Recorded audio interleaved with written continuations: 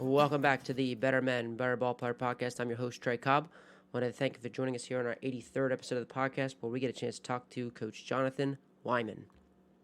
Coach Wyman from Hebron Christian Academy in Georgia. He's the current assistant coach there. Prior to that, he just took the job and he gets over numerous.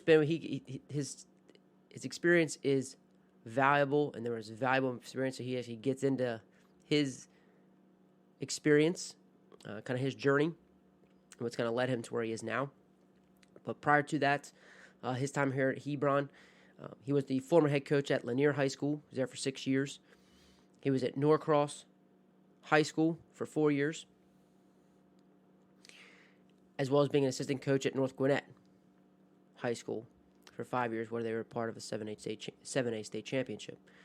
More importantly, Coach Wyman's exactly what this podcast is about. He helps grow the game, grow people using this platform, which is a baseball coach. Strong man of faith. He's a teacher of people. He's taught, coached multiple sports, taught in multiple positions from special education to physical education, economics, social studies. So he's a teacher. He's a teacher of people. And like I said, he's exactly what this podcast is about. I'm thrilled to have him on. We talk about a number of things, his journey, how they are creating culture, what he's seen throughout those different experiences that he's had overall, from coaching football to coaching middle school basketball, coaching softball, coaching baseball. Baseball has been a constant, but he has been able to get into all those other disciplines. So to see what his experience was is pretty valuable. And he gets into a lot of that. So we had a great conversation. I love his talk with passion and love. You'll get to hear what he says about that, as well as what COVID had showed with baseball coaches. I thought that was a great perspective. And willing to share a ton. Actually gets into sharing his screen, and you'll get to hear a lot of that. So I'm sure a lot of people will be reaching out to him about what he was sharing.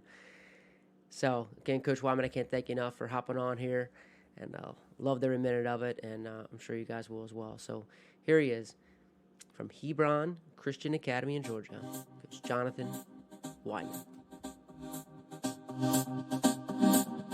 Started coaching right out of high school. I went to Presbyterian College and I graduated in 2005, and I came back home to Swanee, Georgia, started coaching at North Gwinnett High School. And I, being the new guy, basically wanted to get a job at a very, very top tier school. So I told them I would coach anything and everything, which involved football, which was probably one of the greatest decisions that I ever made. I learned from a phenomenal coaching staff about all things organization, which kind of ended up paving the way on the baseball side of things. But I was coaching baseball and football at North Gwinnett. I was there from 2006 until 2010.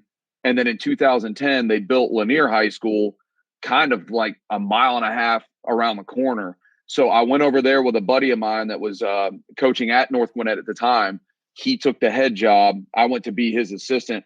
I was only there for a year and a half. So in 2011, I was very blessed to get the job at Norcross High School, which is in the same county, but it's about 35 minutes down the road.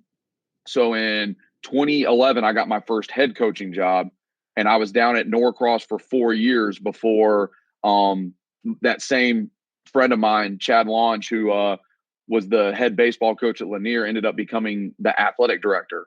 And in our county, you can't. It's very difficult to coach and be the athletic director, but it's. I don't want to say it's not allowed, but I think it's like the timing just won't allow you to be a head coach anymore. So he called me up and he offered me a job that I couldn't refuse in the PE department, and so I ended up coming back, and I've been at Lanier for the last 6 years. And so I think I got there in 2016 was when I was there. And then recently this past year, God's been pulling on my heart for a long time. My wife is a elementary school administrator at Hebron. She's been there for 9 years. And then all 4 of my children are what we call lifers there. I got a sophomore daughter who's been there since kindergarten.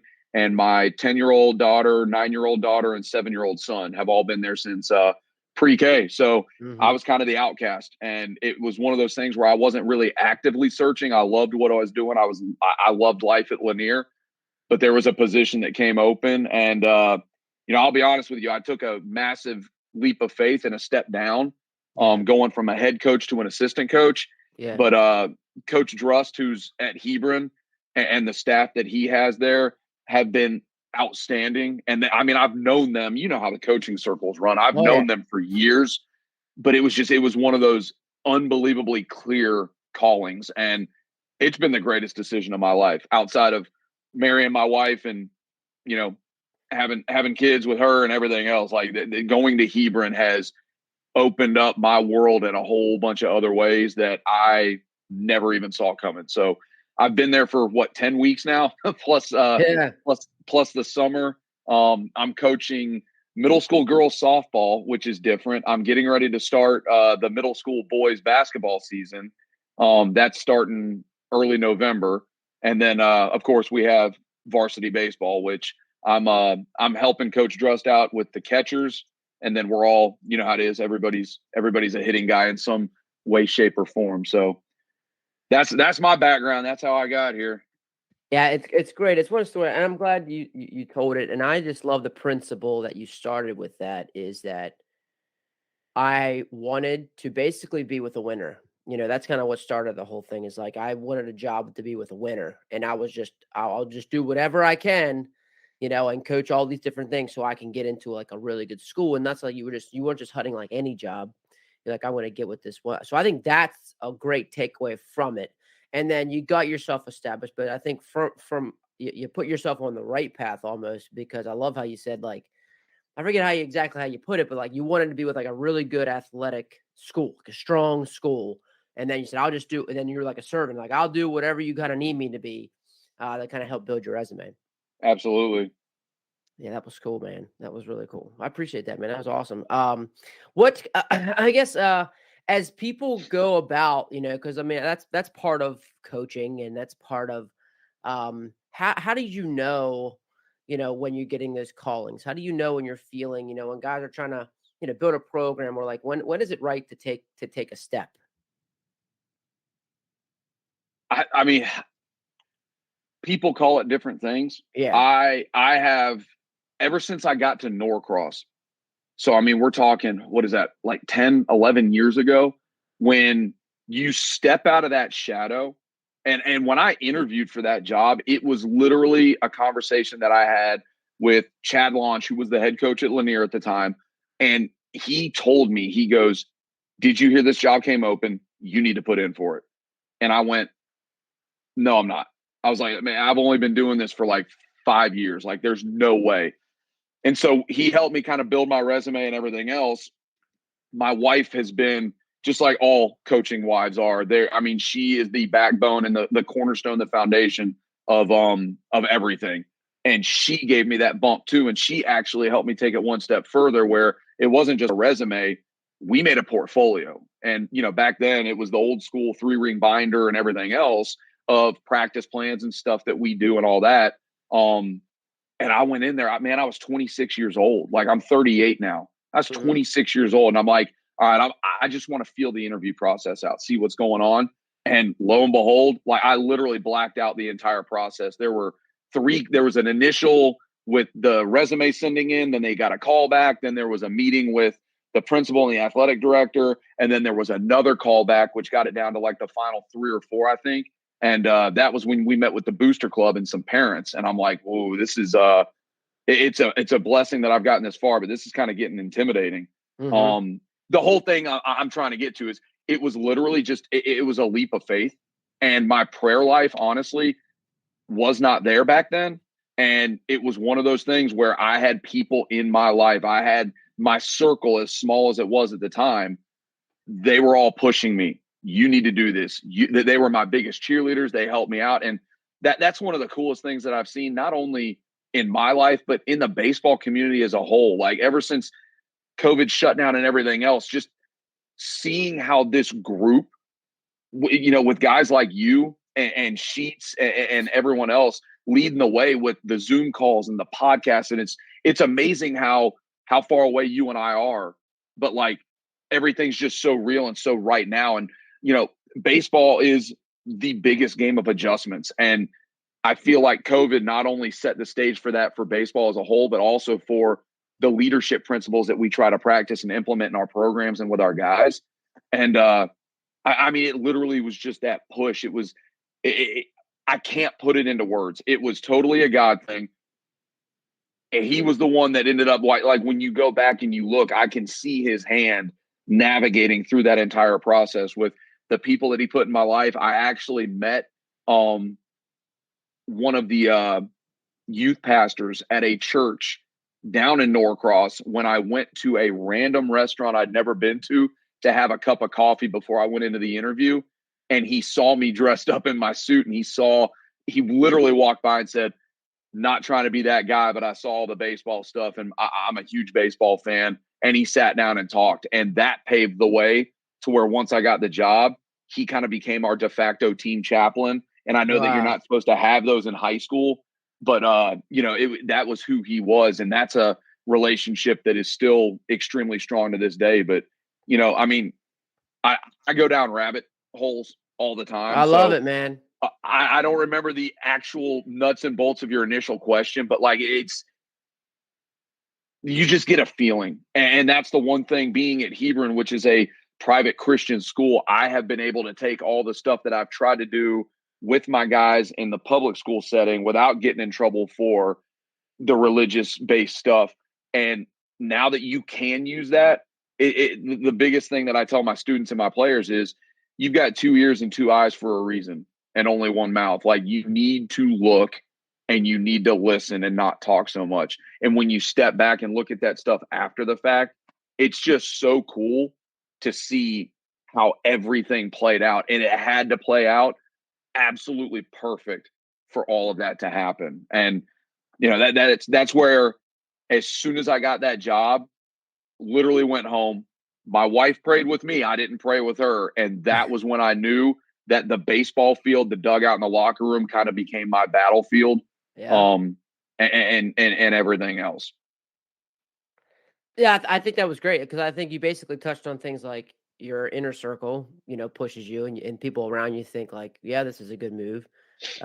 You have some type of inner faith. You have some type of self-awareness. You, like you said, you pray, you reflect, those kind of thinking. When you do those things, and you realize when things are ready to move on. But then you also talked about things that, like, basically like why it works for you and maybe a better situation for you, like especially with your faith, going to a private school, a private setting, it allowed you to do those things without less challenges, I guess I say. Not that necessarily challenges are wrong, but you know what I mean? Like, it's more acceptable, where you could do it even better, where you had to kind of like say it a certain way, or, sell it a certain way in the public setting, you know what I mean? So like, because I've done those things too. You have your prayer circles and things like that. And, nothing is mandatory. And I know how, I know how to play the game. But, it's just, I get what you're saying. Those kind of things were definitely hit on.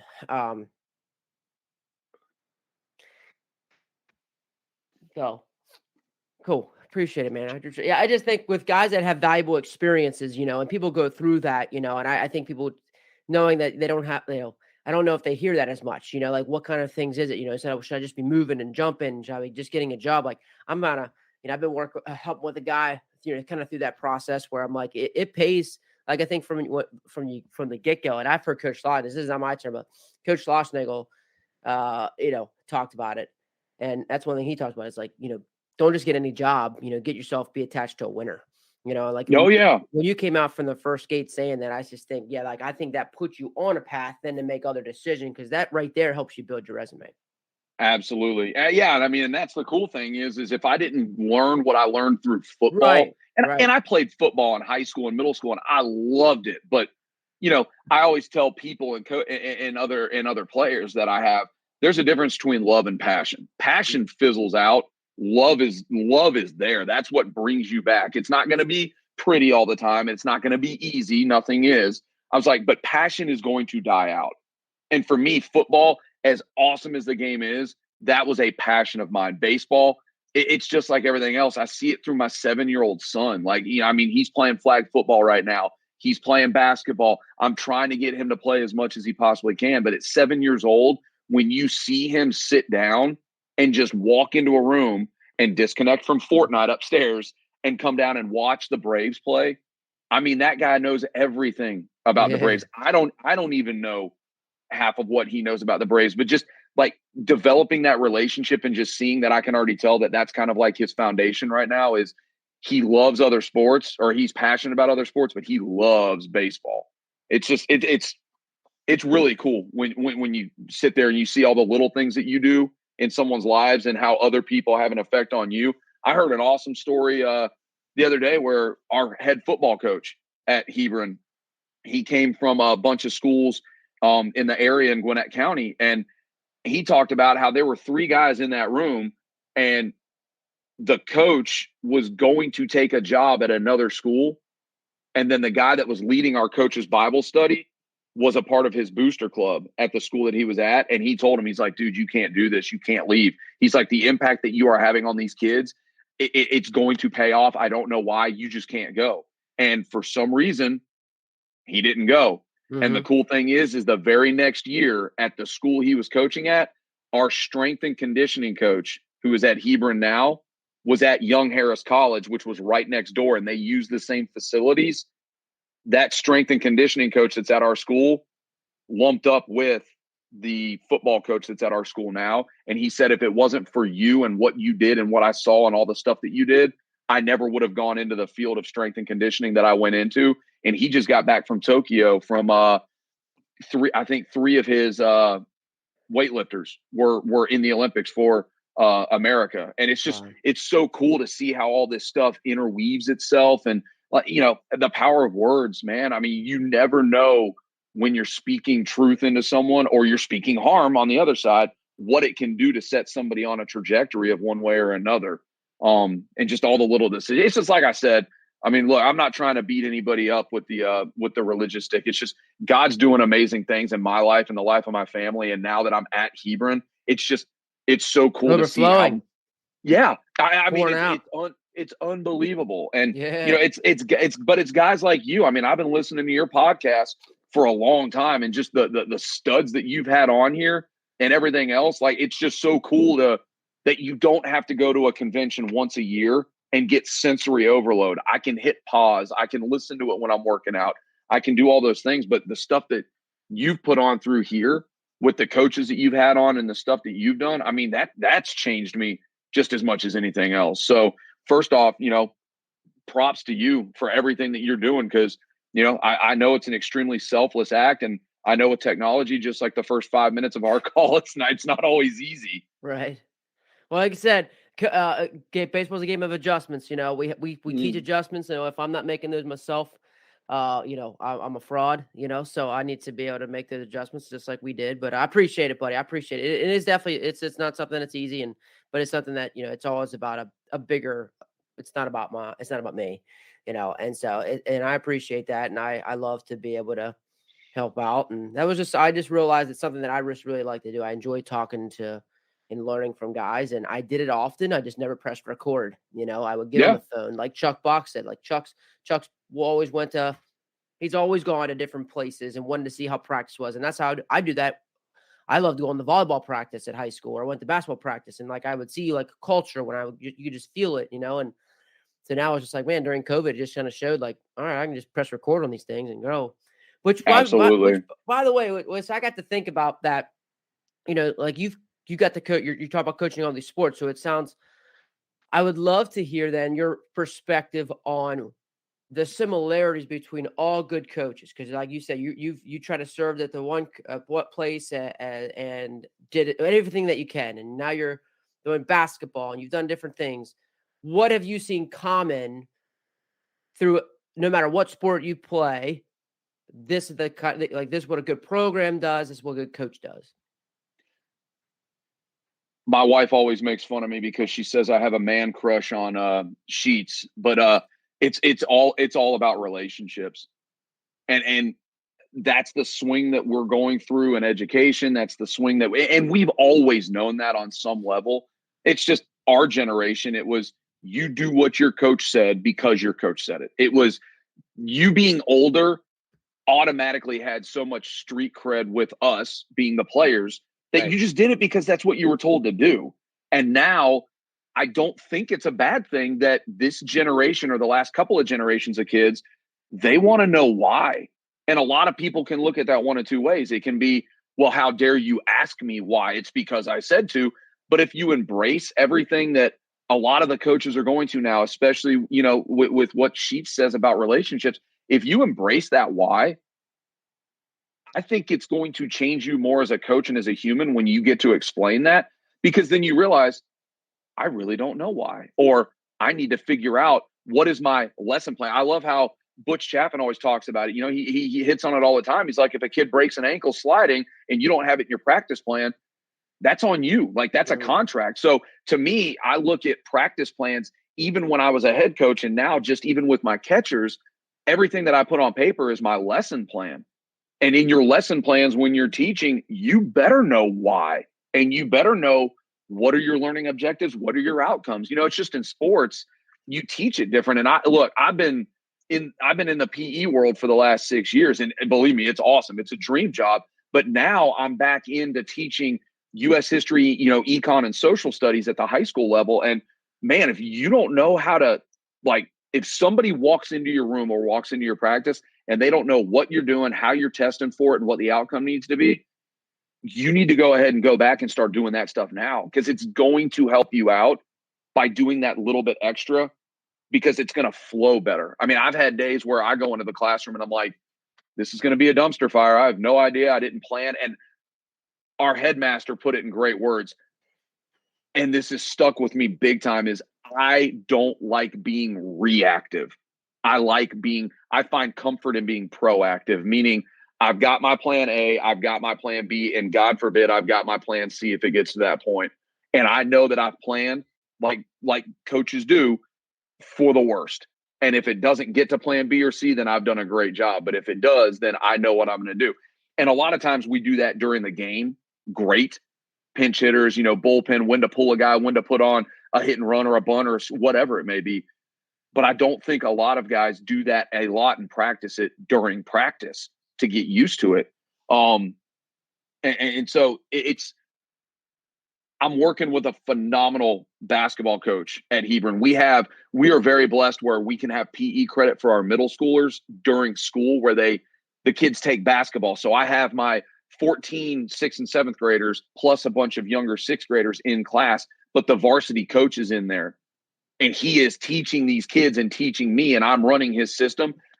It's not about X's and O's. It's not about any of that stuff. It's all about relationships. And then once you captivate those kids, you can use that through athletics. And then all of a sudden, everything just grows. I read a great story about, it was about the bamboo. Maybe you've heard it. It was about the bamboo. It's like a proverb, I think, about bamboo, the bamboo tree or whatever it is. Oh, yeah.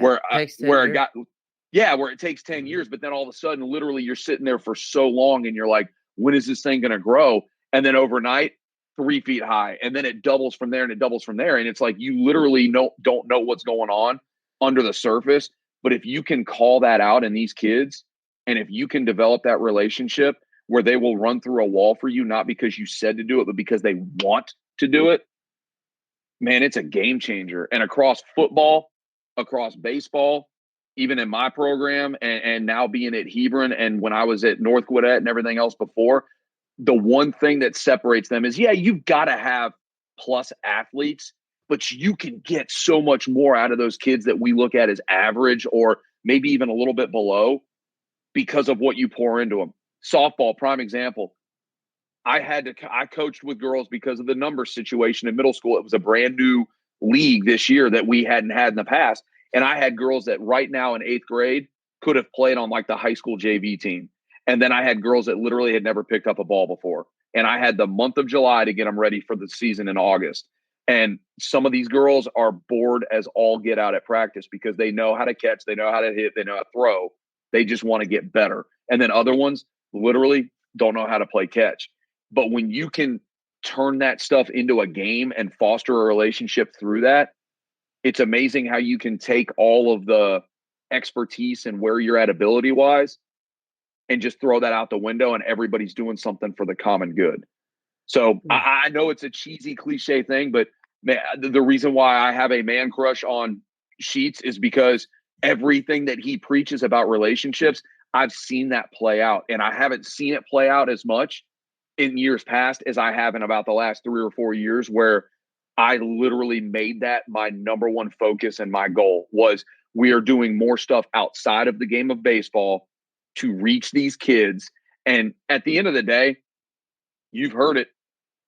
When you think back on your high school or your college career, it's not necessarily the games and the results of that. It's the locker room stuff, any kind of like team bonding or building things that you may have done. If, depending on where you were at in life in college, it was the parties that you went to on the weekends or going to the football games, and all that stuff. It's all that other stuff plays such a huge role in the blender that you put everything in. But in the end, I'm trying to, as she'd say, I'm trying to sell tickets to my funeral every day. I want to be invited to weddings. I want my players to come back to me in 15 years when they have careers and they have families, and to sit down and talk with them and just to see where life has taken them through, not through me, but through the game, but just how we were able to foster and kind of put those guardrails up to get them to where we want them to go, and just win the human war. Because that's what they are. And that's what these kids need now more than anything is with all, and I hate talking about the COVID thing, but there's a gap there where the kids had everything taken away from them. And now all of a sudden I feel like everybody's trying to amp stuff up and overdo stuff as opposed to just taking back. And man, listen, you want to make a good coach out of somebody, have them coach like 7U ball any sport, in any sport. And all those kids talk about at the end of the game is, where's my Capri Sun and where's my, goldfish? Like, that's all they care about. And I know it's not that way at the upper levels, especially not in college and beyond, because your livelihood depends on it. But in high school, you don't want them to show up for the snacks after the game. But at the same time, you want them to kind of have that mentality where, I've seen kids go through such ruts because no colleges are looking at me. How do I get into college? How do I get into college? And then you have the other end where it's like, look, my parents are absolutely blowing me up about if I don't play ball in college. And I have players now that are confiding in me that are like, I don't want to play ball past high school. Like, this has been such a job for so long that I want to do this or I want to do that. And I just want to be a student. And, you don't want to step on the parents' toes, but at the same time, you want your players to play. And some of those guys are the most dangerous ones during their senior year, where they go out and hit 450. Right, because they have no expectations. Exactly. And then you never know what might happen. So like I said, listen, I warned you in the beginning, man. I paint a picture. My wife makes fun of me all the time, but I mean, that's the biggest thing is if you can get the hearts and the minds to work together, your players. And there is that line between coach and player. I'm not saying that, you're best friends and you're texting each other and, you're Snapchatting or whatever the kids do nowadays. It's not that, but it's that when you're with them, like you've got to be able to kind of step back and just make things fun. And it's just so cool to see the success that, Trevor Flo, he's right around the corner for me. I follow him. Chan Brown, good Lord. I mean, you want to talk about like the GOAT when it comes to, not only on a national level, but once again, he's in the county that I'm in. Like, I've known Chan for a while. I've known Trevor for a few years and everything else, but just seeing how our paths have crossed and me reaching out to those guys and everything else, those guys they're all saying the same thing. Yeah. Now North Hall and Parkview, they have A+ baseball players, but they still hit the relationship piece. And those players would take a bullet for their guys. And that's what I want to get to is, how do I get it to where I would have a player literally want to lay his life on the line for me? Not, hopefully that never happens, but you know where we're going in the cliche world. I love that, man. I like what you said, that win the human war. That's a really cool statement, win the human war. And I think that's what's changed too, is like you said earlier about, it used to be like, do as I say, not as I do. Used to be like, do it because I said I'm the adult.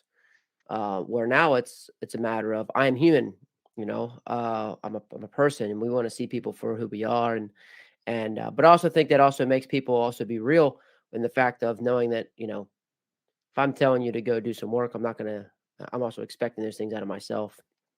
Yeah, and brother, I never realized it until I was in the classroom, because in the gym, the kids come in, you do your lesson, they play basketball, they do whatever, and then they leave. When you're in the classroom, you're in the classroom with them. These kids have got so much go. I don't think I would have survived 20 years ago if I was in high school at their age the way they are now. And they're so resilient and they're so amazing in so many ways, but they are also carrying so much baggage. We use social media. You look on my Twitter feed, I mean, it's all these epic baseball coaches, Tom Griffin, it's, RJ Farrell, it's Chuck Box, it's all of these guys, David Webb. And that's what my timeline is it's baseball and coaching stuff. You look at the timelines of some of these other kids, and it's going to drive you to your knees to see what it is that they take stock in and what they think is important, and everything else. And, like I said, I have a sophomore daughter, and I pray for her more than I pray for anybody else. Yeah. Just that she can find comfort in that she is who God created her to be, and she doesn't need to change herself to fit the needs or the visions of anybody else. And every kid is going through that. They know what they're supposed to do and they know what they should do, but they also want to play that popularity war where nobody wants to be a social outcast. And that's the lines that are being so blurred right now that it absolutely breaks my heart for these kids all over the world that are going through stuff like that, and just the massive amounts of mental health issues that are popping up and everything else. It sucks. And like I said, that's the one reason why I've taken a big step back to where it's what can I do through softball, basketball, baseball to help these kids out on a different level than making them softball, basketball, and baseball players. How can they be awesome human beings? So what are some things that you do? You've kind of mentioned that. I think that'd be great for people to see. Like, how do you be creative? Like, is this stuff that you're planning? Do you make it part of the season? Is something you do weekly, or is it spur of the moment? Like, what's your process in like doing these things like outside of the game, or how you find time to do this? Every situation's been different. At Lanier, we were on block schedule, so we had the hour-and-a-half classes, and it was twice a week that we had kind of like a homeroom advisement period where they would meet with their teachers and do all that. But then for the last hour, they would go to study hall, they would go to interest groups, they would do all these things. So we had something that our athletic director, the youth minister at the church that was very close with our school, that he got together, the head football coach at the time, and myself and some other coaches got in together, and we called it, because we're the Linear Longhorns, we called it Longhorn for Life. And what it was we took 5 pillars that we thought that were extremely important, not only in sports, but just in life. So for instance, servant leadership, gratitude, which was a big one, love, not only for yourself, but for others. And they just, all these other things. And what we did was we literally, and now it was Trip Atkinson, the youth pastor, who did the majority of it. But what we did was we made kind of like a curriculum. And so they would come in and we would bring all the athletes in, and we would meet either in the gym or the theater. And we would talk about, all right, gratitude. First off, what is gratitude? We had the PowerPoint presentation. We had awesome videos that we found, just like most guys do for, pregame locker room stuff or whatever. But, all these coaches are talking about, Tim Corbin talks about how important the classroom is and everything else. And all the other guys have done it. And they're right. It's just, our problem is like our school doesn't have lights. So doing stuff after school becomes an issue because of sunlight. So being creative and finding ways to implement that, you got to, like you said, you've got to make adjustments. But we would teach them this curriculum, and we would teach them, what does gratitude look like? Why is gratitude important? What does it look like when there is no gratitude? And we kind of took these themes, and each coach kind of put together, and, once again, I use this term all the time, we put all this stuff into a blender and then we poured it out, and it came out with this curriculum. And it's been awesome. And then we took it one step further, where it was awful because it was the football season before COVID hit, got to do it. But we came up with a daily lesson plan. It was 5 to 10 minutes but it talked about, all right, what was your pillar for the day? And then in the next box, it was, all right, what is a quote, like one main quote that you were going to use that talked about gratitude? And so one of the coaches would find a quote on gratitude. We would tell the kids, look, this is our quote for the day. We'd hit it in the pregame meeting. We'd go out onto the field. We made sure the coaches would pump it up, and we would talk about it whenever we saw gratitude going on. Like I know in basketball, we're working with it now where it's none of this, and it's all about pointing to the guy that got you the ball. Whoever got you the ball, you point the ball to him. That's just a quick way of showing gratitude and not selfishness. And so then all of a sudden, we always try to come up with a challenge that you could do at practice. So for instance, gratitude, being grateful. One of the things that we had planned for baseball was we were going to have the catchers pitch to the pitchers.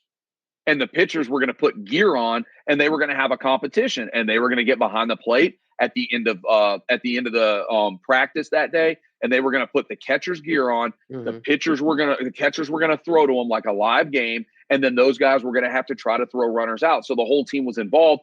10, 15 minutes each pitcher got like 5 throws from behind the plate. They had so much fun, but the coolest thing that happened out of that, we actually got to do it one time before the season shut down, was the pitchers came up to the catchers and just bro hugged them and said, dude, I had no idea. I had no idea. And it's really easy to sit there and judge someone or something based on their position and the outcome of their athletic ability until you say you walk a mile in their shoes. And so that was literally one lesson, but you can see how impactful that was. But we planned it out where it was every single day we hit one of the 5 pillars, because it was 5 days that we knew we would see the kids, a quote for each one.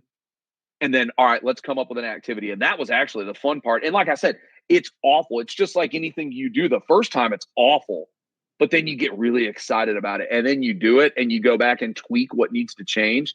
And so that whole Longhorn for Life program was unbelievable. And now I have reached out to them, and we are trying to get that over to Hebron. Like Hebron's doing a cool thing where, being a private school, the rules are a little bit different where we can make some of our rules. And for 8 get back from Christmas break, we're doing what they call a J term, a January term. Yeah. And the whole premise is it's trying to get kids to explore other options that they would never explore anywhere else. So every teacher has to teach a subject or a thing that they would not teach in school.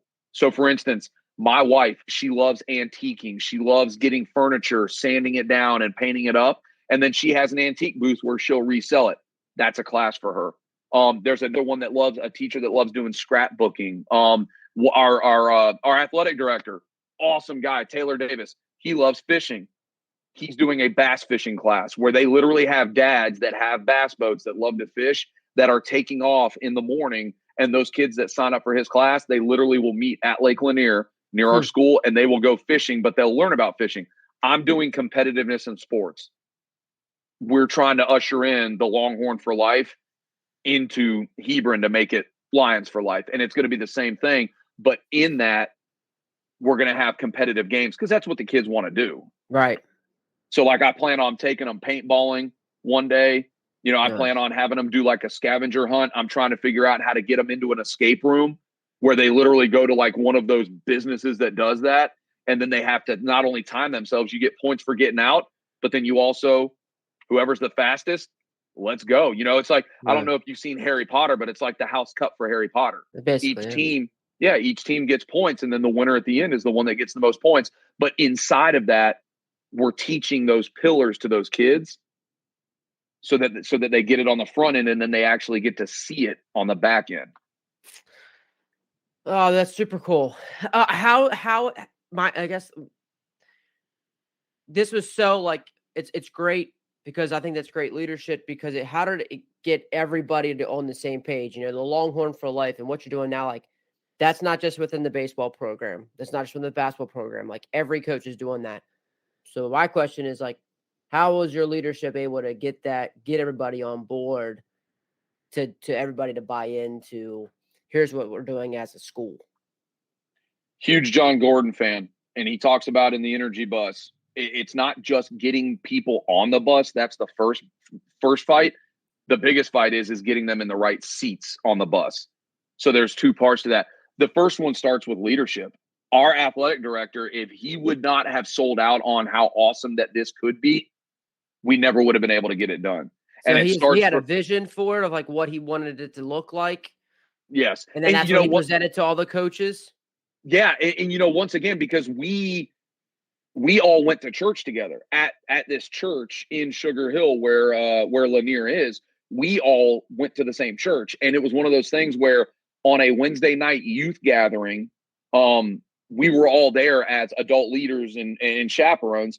And all of a sudden the guest speaker was talking about something, and it was living out godly principles through like competition. And he used everything, whether it was if you were in the fine arts, if you were in theater, it didn't matter. And he did a phenomenal job speaking about this. And it was one of those things where from across the room, I made contact with a football coach who made contact with Tripp, our youth pastor, who made contact with Matt McDonald, our athletic director. And we all just looked at each other. And it was like one voice that went off that said, we got to do something like this.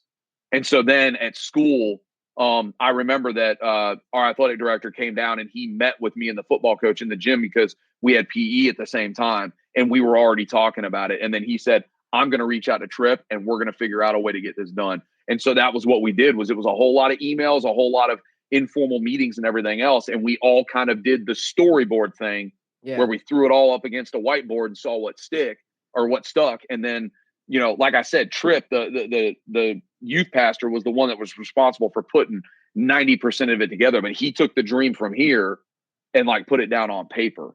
Yeah, that guy's important. That guy's important. Yeah. And then after that, it was just literally it was getting the coaches to buy into what it was. And we talked about it during a coaches meeting during a teacher work day that was already planned. And that was one of the things that we hit on. And we already kind of had like a pilot program for it. And all the coaches, when they saw the pillars, and then the other end is, I mean, I hate saying this, but when they realize that most of the work's been done and all they have to do is be enthusiastic about it, who's not going to jump on board? So when you have a vision like that and you get the right people in your circle to do the right things, it's not hard to get other people on board. And, one of the things that I'm doing in a leadership class at Hebron right now is I've figured out, have you heard of the working geniuses? No, I haven't. There's 6 working geniuses, and I need to pull it up in my email and talk to you about it. But it's kind of like the DISC assessment, all these personality profiles that are out there. The working geniuses, if you can envision each one of the geniuses is a gear, it's a wheel, and they all interlock to work together. I have to go through and show all of them. But what I know is I know my strengths and I know my weaknesses. My strengths are in galvanizing, which is basically rallying the troops. It's what most coaches do naturally. Sure. And then the other one is I am a list. I check off. I'm a box checker. Okay. So I love making lists and I love accomplishing things and I love rallying people behind it. But then you have these other people that are they're wanderers. They're the people that come up with like, why is that good? Or how can we make that better? They're the ones that are kind of the annoying ones in the room. Mm-hmm. But you learn to love them because they challenge the status quo and they make what you do better. And then you have other guys that their working genius is they're called inventors. And I never figured it out until 3 weeks ago when I took this personality profile and we had it explained to us that when you can get somebody on your staff that is one of every one of those, it is unbelievable how productive and what you guys can do, where you have somebody that asks the why, somebody that can invent the stuff to come up with it. Like I'm a professional thief. Everything that I've done through this sport, I have taken from Chuck Box. Like I probably need to pay him so much for copyright infringement because of all the stuff I've taken from him. But it's like that. Like Chuck Box is, I guarantee you, if he took this, his working genius would be inventor. He comes up with all of these awesome ways to do all of these things. And then I am tenacity. I'm a list checker. I go out and I find that stuff and then I shape shift what he did to fit my needs and to make it better and then to rally people around it. So what I'm saying is we need to talk about the working geniuses later, like off the air or something. I'll send you the stuff. Man. It's awesome. But that's what it is when you get those groups of people together and you've been in groups where you couldn't get very much accomplished because you all had the same working genius and it just didn't work. Mm-hmm. But when you got the person asking why, the person that has an idea on that why, then you have somebody who's working genius's discernment where they sit there and go, we might need to tweak that, or I don't think that that's going to reach this kind of person. And then they make it even better. And then you have the other people that get the project done and then rally the troops behind it. We had all of that working on that committee, and we didn't even know it. I didn't even know it until 2 weeks ago. But that's the one thing that I kept thinking back to, where it was like, we had so many hands in there, and this thing is a work of gold. And that's why. It was because we had the right people in the right seats on the bus, and then we just needed to get all the other coaches on board to get their athletes to show up to these weekly meetings that we had, and they didn't even have to be there. Do you think my mind goes to, and I guess it's because of several coaches, that that we all, I can't say we all, but a lot of coaches will teach or run a program through core values. So let's say a coach that you've had respect for already is running a program with their core values. Did you come up with, was that a challenge that you already had a coach doing that, where then they had to buy into these 5 from the school?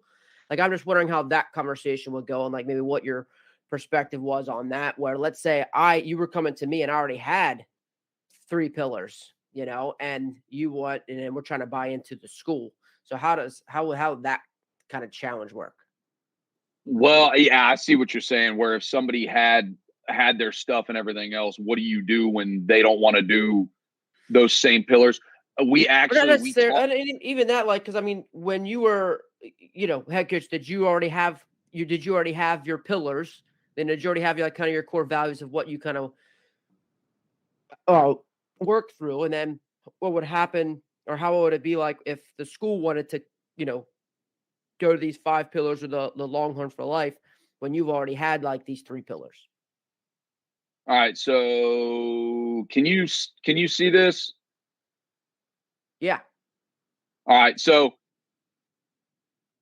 I'm dabbling with Google Sheets, and this is a work in progress, because, for instance, what you can see is I'm going to, after I've gone through year 1, this is something that I present that actually Sheets helped me out with this big time. And a lot of it I kind of like borrowed from him. But like, I use this picture right here of the pillars, and I always spelled out the name. Well, if you look, when I say that this is a work in progress, the funny thing is when you scroll down, what does it spell? It spells Lanier still, because I've found out my core values that spell out Hebron, which I know it's small, but it's humbleness, enthusiasm, bravery, relentlessness, optimistic, and then being noble. And then what I do is I come down here and I figure out, I will figure out a quote or a Bible verse, and then I use the definition, so that when you pick this up and you look at, all right, what's humbleness? What does humbleness mean? How can I use humbleness? Where have I seen it before? That's what this is. Not one of these is in those pillars that we talk about in Lions for Life or Longhorn for Life. So the biggest thing is we told the coaches is, you do your thing. If you're already doing this, which several of us were, keep your pillars, because your pillars are important to you as a coach and your program. These are pillars that we're looking at for humanity through sports. So, for instance, love may not be one that comes out in someone's program. And I'm not saying that that's right or wrong. Mm-hmm. You may be like me and you may not have an L in your program. That doesn't mean that love isn't important to you. Mm-hmm. It's just our 5 pillars for the school in Lions for Life, Longhorn for Life, and your however many pillars in your program, dude, that just makes it even better. Okay. And so that's all it is. And if you really sell yourself out on your pillars, and that's what you're preaching, and you plaster stuff everywhere so that they're always seeing it, that's one of those things where when we talked about like the daily lesson plans, you just exploded that into this whole bigger realm of things that you can do, because not only do you use the 5 pillars that we talk about, but now you can also add in the ones that you have too, and you'd be surprised how many that actually overlap. And listen, I am trying to coach everybody's child as if it was my own. And if I come across a coach that is not pouring into my child to make them a better human being, I'm not going to be mad at them. But this is something that I would share with them. And this is something that I have shared with them where, and a lot of this, I'll be honest with you, Trey, a lot of this came out of almost like a survivor mentality where I quickly realized that when you have like a bunch of angry parents and you don't talk to them and they fill that silence with whatever they want, and then when you put the pressure, the worldly pressure on yourself to judge yourself by your scoreboard or the score at the end of the game and your overall record in the season or over your career, if you take too much stock in that, you're literally going to be coaching from a reactive point of view. I try to channel all of my stuff proactively through this avenue to where it spills over to make great athletes. And if they don't become great athletes, they better become great human beings. And if they don't, then I failed them. That's where my heart lies, is pouring into them from a person standpoint and how can we make you the best human being possible. And then that will play over. And I've seen it happen. And I've seen coaches like, Sheets and Butch Chaffin and those guys, they talk about it all the time where when you pour into those kids the right way, they're going to bring more out and it's going to make them better. Now they're better, maybe not as good as somebody else, but they're going to be better. And at the end of the day, isn't that all you ask for? I tell my 7-year-olds in Pee Wee, have fun, get better. You do that every day, every practice, brother, you can have all the Capri Suns that you want. Like that's all that we ask for is have fun, get better. And then when they get older, this is the stuff that I want. Like, and Pastor Tripp and I have already talked about, like, I'm trying to take this to the next level on my end at Hebron. And, he and I are talking about how like epic this would be as kind of nothing's ever turnkey where you just plug and place, but how could we make this accessible to your school, your program, your guys? How can we make it accessible at the professional level, the college level, and everything else to where these are things that guys are talking about in their classroom sessions? It's real quick, 5 minutes. Hey, listen, gratitude, baby. Look, we're on pillar 1, gratitude. What's gratitude look like? This is what gratitude is in the dictionary. Here, how many of you guys have seen gratitude play out? When was the last time that you showed gratitude or it was shown to you? And then you think about it. Sheets with his first day picture thing, the Thursday phone calls that guys are doing, the letter writing stuff, that's all gratitude. When you thank somebody else, man, you're hitting that pillar right where you need to. And as long as you're doing those things, and they don't take long, the phone calls, 5-10 minutes tops.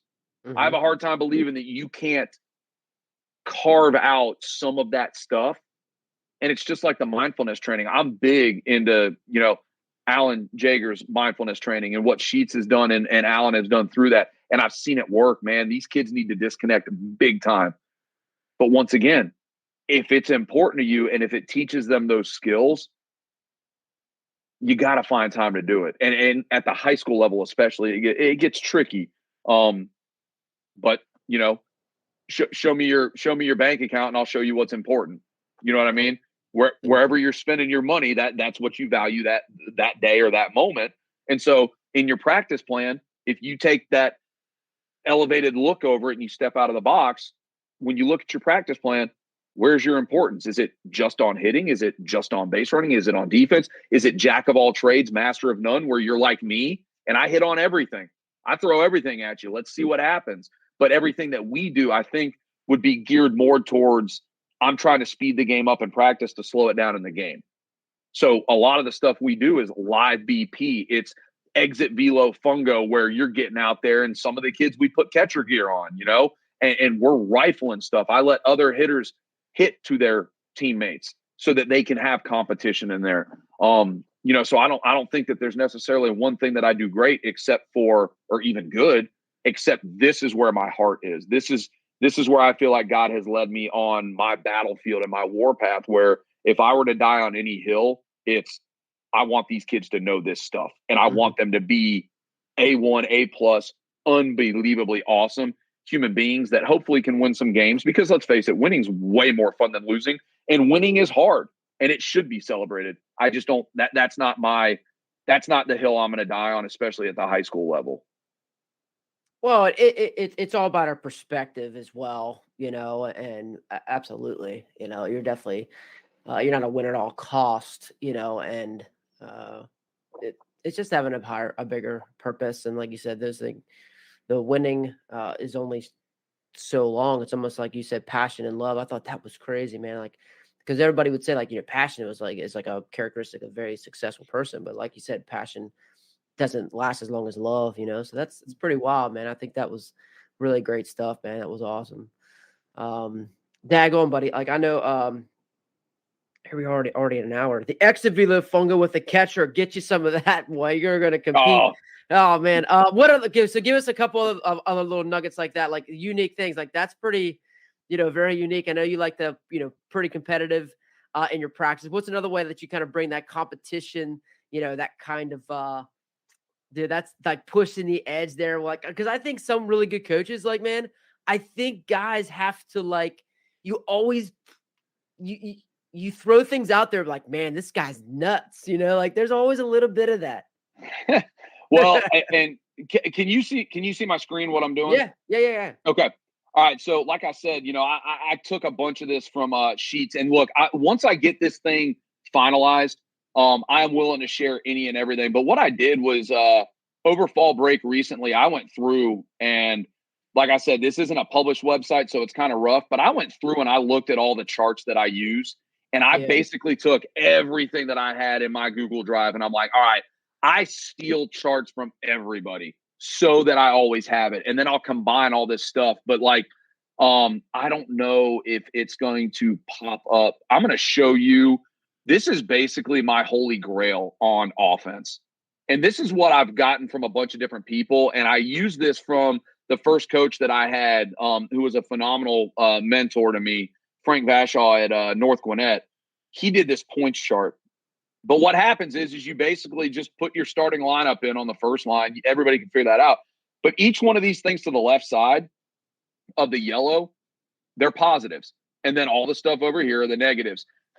Trey, I cannot tell you. I've been doing this for 10 plus years, and there is literally a 100% correlation between your number on the points chart and your batting average.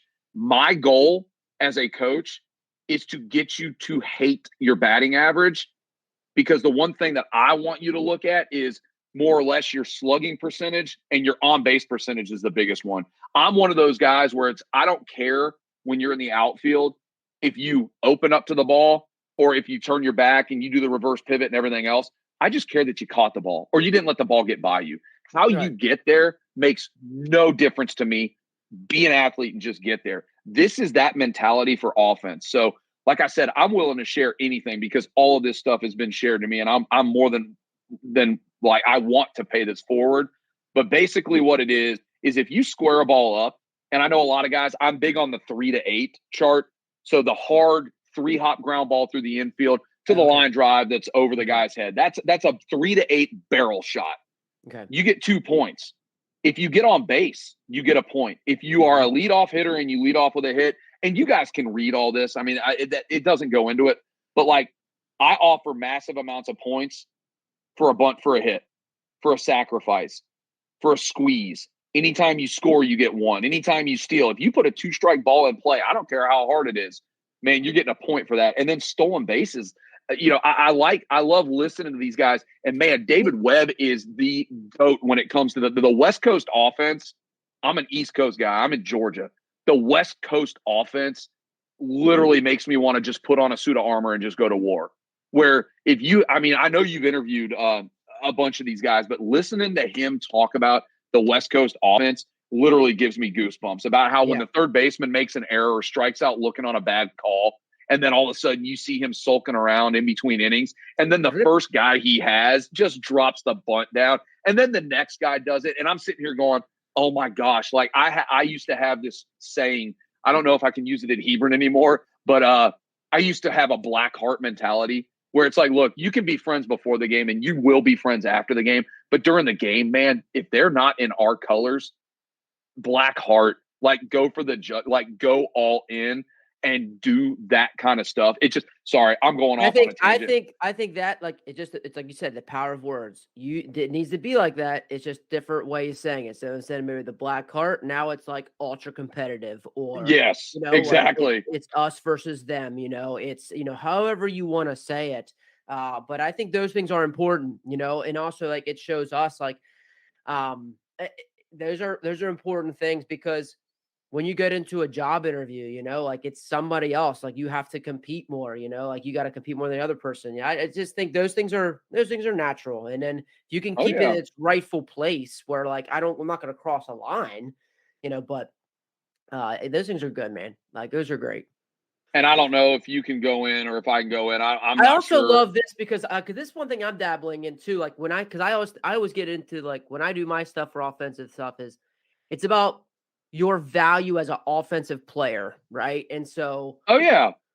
and I love like because that's why I'm gonna try to pick your brain here, because like it sounds like this chart doesn't stop with just their at bat. You're also giving them points for like what I heard you say is a stolen base too. Oh And yeah. then So you've also then brought in the process of like if the leadoff guy gets on, so like it's all kind of situational based too, because that's what my thing was. Is like I did have a chart like I do weighted quality at bats, but then I'm like, yeah, this kid drops down a button, that's great, or he gets a single, but he stole the next pitch to get, and then the next guy scored him to get, and that helped his weighted quality at bat. But at the same time, like we also should be, because that's kind of where I'm at now, and in this space of like, how can I show value to the stolen base that set up that guy to have extra points on his weighted quality at bat when he hit a double, or he hit a absolutely. single and scored the guy? Yep. Absolutely. And so, I mean, it's like I said, if you want to see what's important in your life, check your banking, your checking account, see where you spend your money, and look at your practice plan. So as you progress over here, it's like you talked about, I sell out on selflessness, and it's all about you putting the team first. It's not your batting average. It's what can you do to help the team win that pitch, that at bat, that play, that game. And so when you go over here, all this stuff is easy. Every coach wants barrel shots. So you reward that. Advancing a lead runner, you better reward that. Because if you want your kids to sell out to move runners and not worry about if they're getting a hit or not, you better have something for even if they get out and they ground out hard, hit the ball hard, barrel shot to second base, but they move that runner with 1 out, no outs from second to third, man, you got to be celebrating stuff like that. Sacrifices, I'm all about it. And the one thing I tell the kids is it doesn't go against your batting average. Like, you still have to speak their language, but just like the West Coast guys, man, I'm big into the bunting. I'm big into the hit and running. Something that I need to go back and add now that I'm talking to you, which is awesome because I love doing this, is I need to add successful hit and runs. I need to add if you do a slash, if you successfully execute it, whether it's in a bunt situation or if that's just what you want to do. And then over here, I always tell my kids, if you look at the left side of the yellow and the right side of the yellow, there's a lot more on the left. There's a lot more positives that you can find than the negatives. And the negatives are, I mean, look, it's a reality. It's our game. If you don't reach base, you're not going to get rewarded. All right. But if you fail to move a runner, you're going to get something taken away. Striking out, my big thing is I don't die on that hill, but I don't want my guys striking out. I want them putting the ball in play. Because I feel like, not that strikeouts are wasted at bats by any means, it's going to happen. But once you get to 2 strikes, we go into battle mode. And like I tell them, spread out. It's got to be the most unbelievably nasty looking swing. But I said, you have no idea the mental war that is going on pitch to pitch between you and the pitcher and catcher, and then the pitching coach or the coach that's calling pitches. Like, the more you can hang in an at bat, or when you don't strike out, when you have 2 strikes on you, the more frustrated the other team's going to be, which means it's going to lead to guys coming out of the bullpen early, or elevated pitch counts early, or just frustration where the guy misses a pitch, maybe the next batter, and it's because of what you did. But there's no tangible way of really figuring that out. It's just talking to your kids. But like, this is another one that I love. If you're going to preach barrel shots, I've got a column right here for the week plus count. It's a week plus count ball and play. So if any of our players 0-0, 3-0, and I probably need to add more counts here, like 2-0 is not on there. I need to add that. But if you put a ball in play that's a plus count and it's weak, you're going to get points taken away. Now, the cool thing is, Trey, is when you go across and you look at this, is if you hit the ball hard and you hit a guy in, it's a sacrifice fly. 2 points for hit it hard. You get 1 point for advancing the runner because he scored. It's a sacrifice, which gives you 2 more. So now you're up to 5 points. And then you got an RBI, which is 1. You got out. but you got 6 points on the points chart. That Right. is an epic at bat for one run. And so that's the kind of things that I do where I have another sheet that already has kind of scenarios already played out where this is the worst at bat you can have. This is the best at bat you can have. This is a normal at bat. But we tell our guys every game, you want to have 10 points. That's your goal every game. And then what we do is when I was at Lanier is we had different colored steer heads. So they were little helmet stickers. One was black, one was orange. And when you got 10 points, you got a helmet sticker.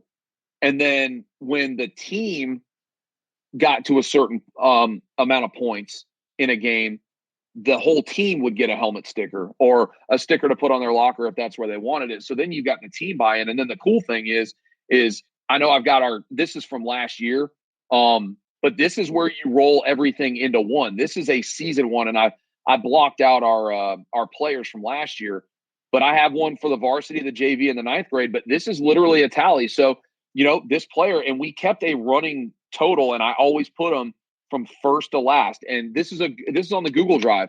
I send this out to my players every day. I post it in the locker room. And this was when Cobra Kai came out, so everybody was huge on that. Strike first, strike hard, no mercy. And I love it. But these were, everything that you need is on here. You can tell when a guy had a good game, but you can also see how hard it is to reach that 10-point mark.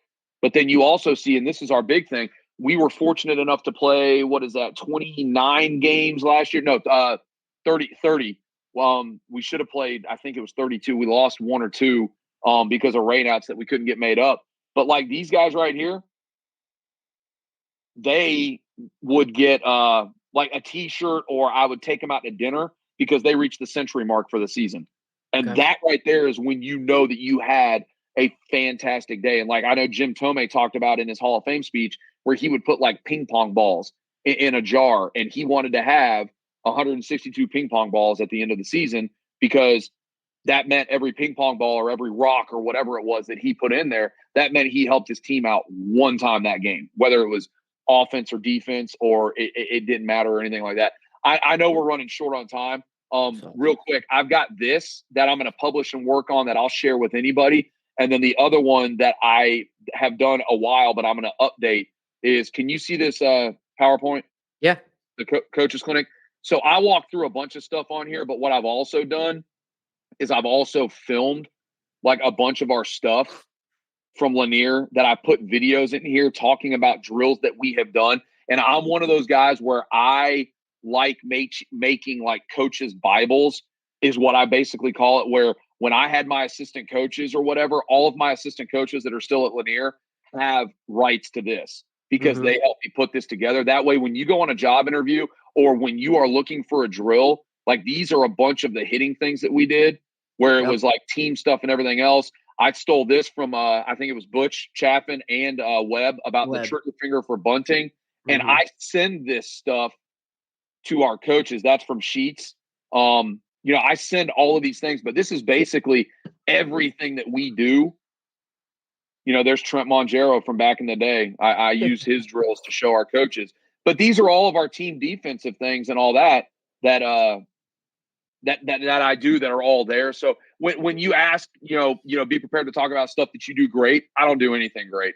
The only thing great that I do is I show up, and I'm one of those guys where I've realized through this working genius thing, I'm a checklist guy where these PowerPoints, the website, the charts, I love all of that stuff. I love taking somebody else's thing and making it fit me. Or if you send it to me, I put my spin on it and send it right back. But the biggest thing is I'm a galvanizer. I'm very passionate about what I do. And so that's the one thing that I felt makes me a good coach is, man, I'll sell out on anything that you want me to sell out, whether you're my head coach or you're a player who's doing something or you're my athletic director. Like that's what I'm all about. So like I said, I know I didn't get into a lot of that stuff. My heart is with like that Lion for Life, Longhorn for Life. The character ed stuff is where that's the hill I die on.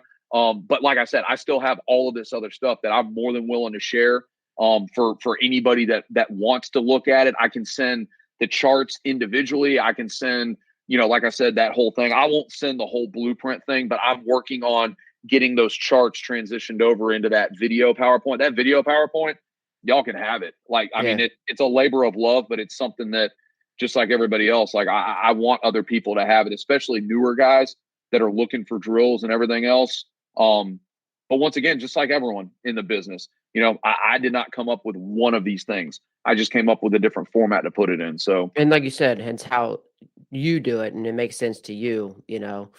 Absolutely. So if we're sharing those things, what would be the best way to contact you about that?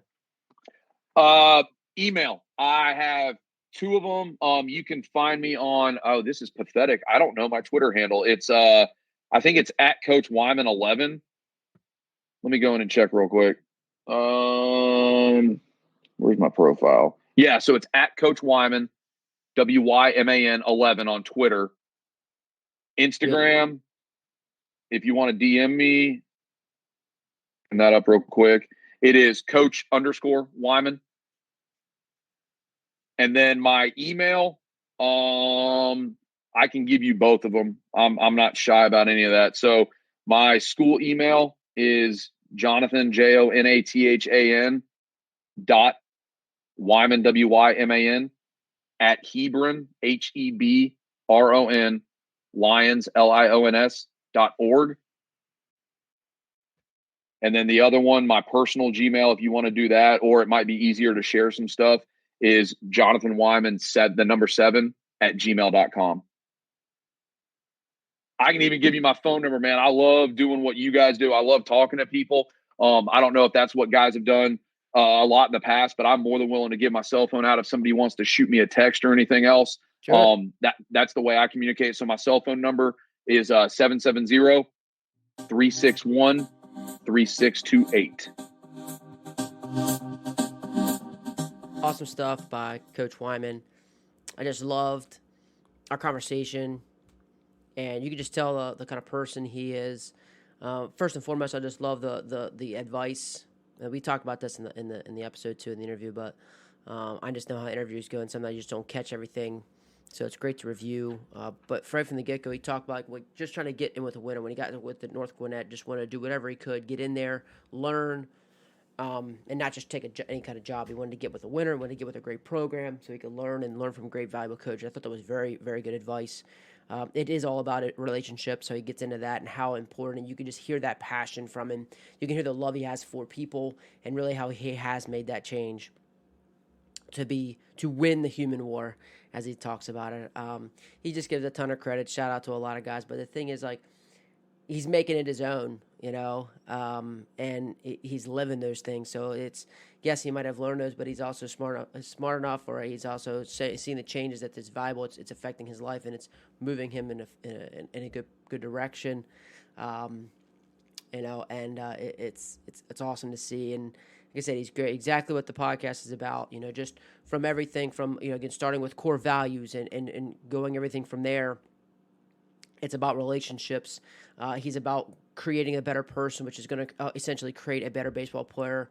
But at the end of the day, if they do not become a better person, then he hasn't done his job.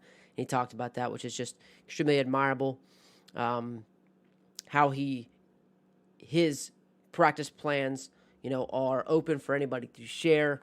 Please again reach out to him at Coach Wyman, WYMAN 11 on Twitter, Coach_Wyman on Instagram, Jonathan.Wyman at HebronLion.org, or JonathanWyman7 at gmail.com. All notes are posted on Podbean for those people that want to see more of my notes. But again, reach out to him, willing to share with anyone. And just wanted to give a shout out to our sponsors for making this possible and doing the great job that they do. Will Miner Netting Professionals are improving programs one facility at a time. Netting professionals specialize in design, fabrication, and installation of custom netting for backstops, batting cages, dugouts, scoreboards, BP screens, and ball carts. They also design and install digital wall padding, windscreen, turf protectors, dugout benches, dugout cubbies, and more. Netting professionals continue to provide quality products and services to many recreation, high school, and college fields, facilities, and stadiums throughout the country. Contact Will Miner. Contact the guys at Netting Pros at 844-620-2707 or info@nettingpros.com. Visit them online at www.nettingpros.com or check out Netting Pros on Twitter, Instagram, Facebook, and LinkedIn for all their latest products and projects. So, grateful for being part of the Netting Pros family chat. Really thankful Coach Wyman for all he did for us. His plus chart's really good. I know guys didn't get to see that one. Is he just talking about sharing it? It's really good. It's really in depth. Ton of great stuff on there for those guys willing to take a dive into there, see what you can use and how to make it part of your program, what you do. I think that's what you heard from him. As much as he's talking about all these people and how he got them, he still then makes it his own. So then it becomes his own. It can be part of who he is, and I think that's valuable. Looking into also to that 5 to 10 minutes, kind of mental minute when guys do it before practice. I think that's very valuable. When you get your pillow for the day, you've got a quote, then you have a challenge, and how are you bringing that into concrete, not just words, but then let's have a challenge. He talked about his gratitude challenge when he's forcing the pitchers to get in catcher's gear and catchers throwing to them and having them walk in their shoes and seeing how hard it is, to be grateful for what they do. So really great stuff by Coach Wyman. Can't thank you enough, buddy. Appreciate you, and can't wait to our next talk. So for everyone, thanks for holding on. Thanks for all the support. Again, email me, tradetcobb@gmail.com. Follow us. Check us out. I do have some gear out there, too. If you want some Better Men, Better Ball Player podcast gear, feel free to order in time to get it before the ABCA and for your next conference. So until next time, keep getting better.